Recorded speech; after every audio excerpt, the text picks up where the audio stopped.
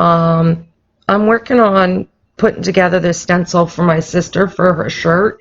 She wanted a sweatshirt instead of a t-shirt. So anyways, this I need to weld. And in order to weld, you need to ungroup the grouping. I've already done that. So actually, you know what? I'll just go right backwards. Don't pay attention to what you're going to see.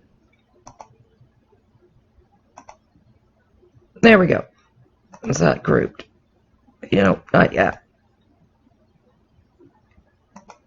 Not yet. There we go. It's grouped. So you're going to select your area you want.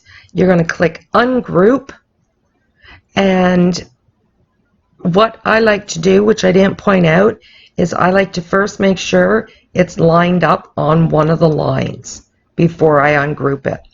Because now what you got to do is you got to click each one individually to move it. So make sure you bring it in so you can see it nice and closely.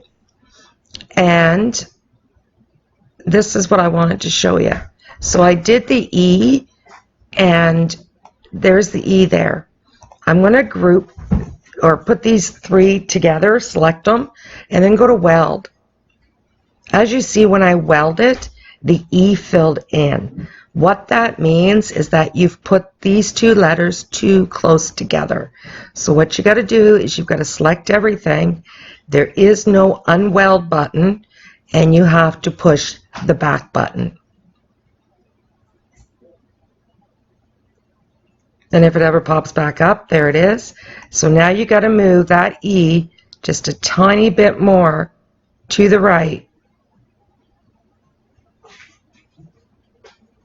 like so, and try again. So select all and weld. And there you see it.